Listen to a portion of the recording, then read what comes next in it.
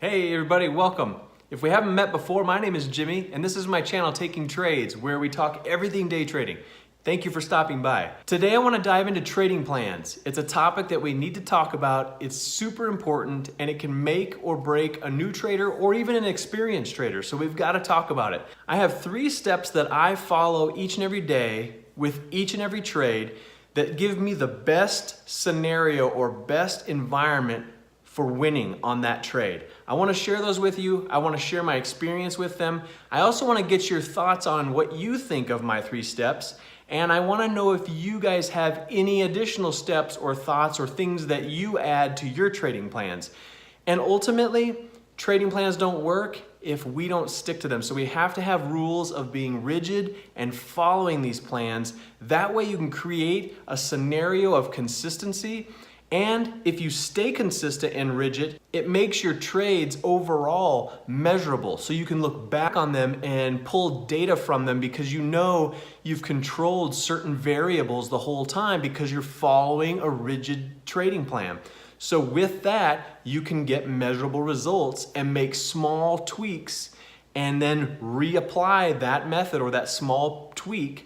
And then you can see how that plays out in your statistics because you should be journaling and writing things down or even putting your trades into TraderView. That's an online platform for collecting your trades and spitting out amazing data. So you can always look that up, tradingview.com.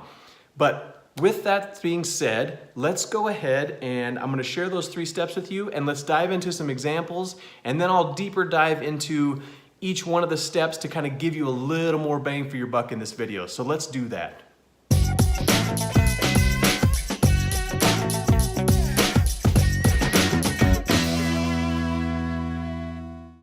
Okay, here we go. So I've got Procter & Gamble, ticker symbol PG, up on the 3-minute chart, and I want to dive into talking about the trading plan. So the first step of the 3 I promised you that I use every day is you have to find a stop loss that you're comfortable with. So what I mean by that is I was watching Procter & Gamble this morning. It came off my scanner. On the daily chart, PG is on the overbought side. So this is the daily chart right here. And you can see this got picked up off my scanner this morning because it broke up above RSI level of 70 right here. So that's why it hit the scanner and that's why I initially was interested. I was looking for a stock that is overbought on the daily and that way I can look for it to be overbought on the 3-minute and then looking for a signal and the perfect environment to get in to go short. So that's what I was looking for when I found PG this morning. So PG pushed up, pulled back, and then kind of ran a little bit.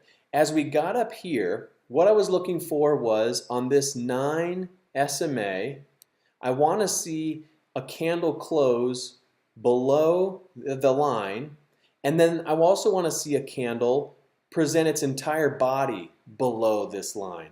And when that happens, the next candle I typically want to buy to go short.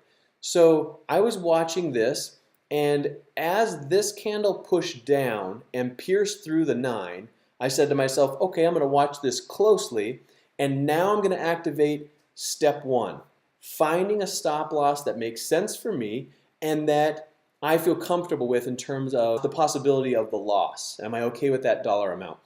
So what I did was I looked in here and I said, okay, if we get one that closes below the line, then the next candle to open is going to be somewhere maybe a little lower. So I kind of guesstimated and I said, all right, maybe in the 104.60 area. I'll kind of think about that.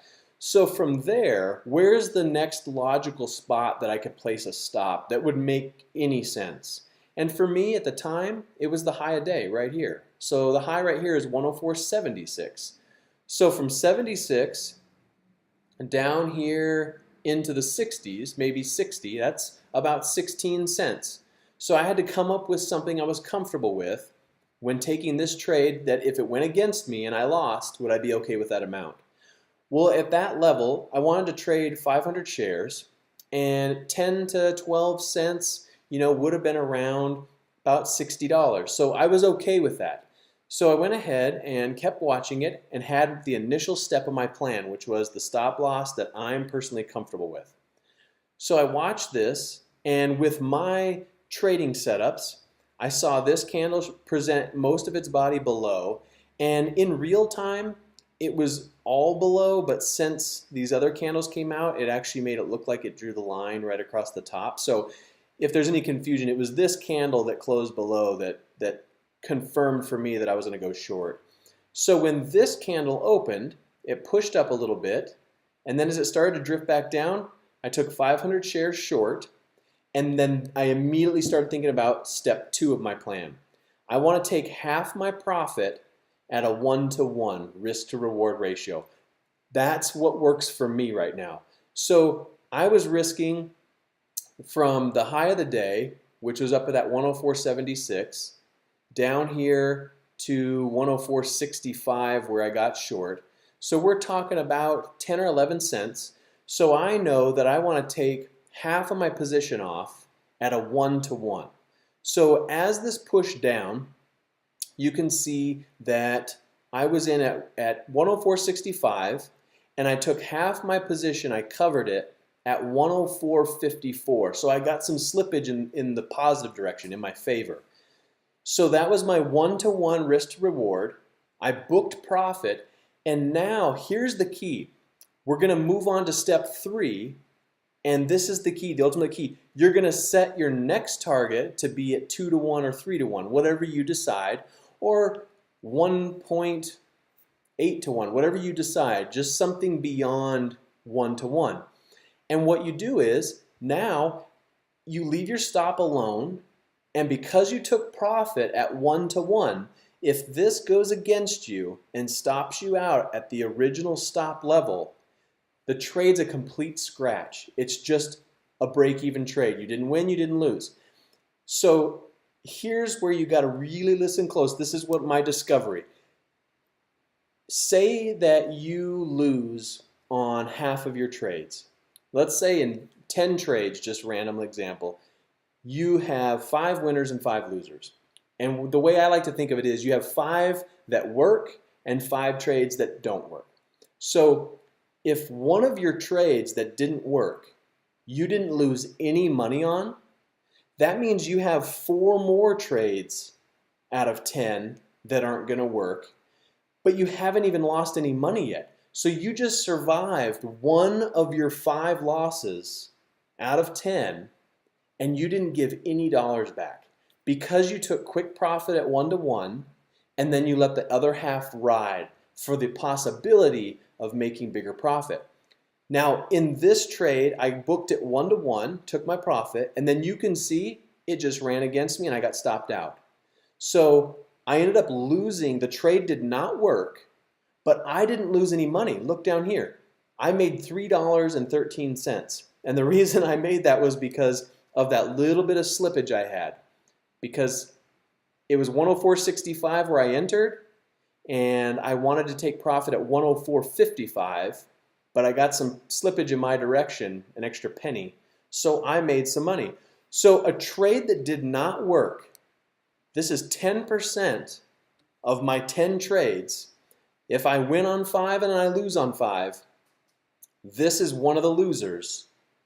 And now I'm down to 4 remaining to get through, and I haven't lost any money yet. So the 5 that do work, if this would have moved in the right direction and would have worked, I would have booked much more profit.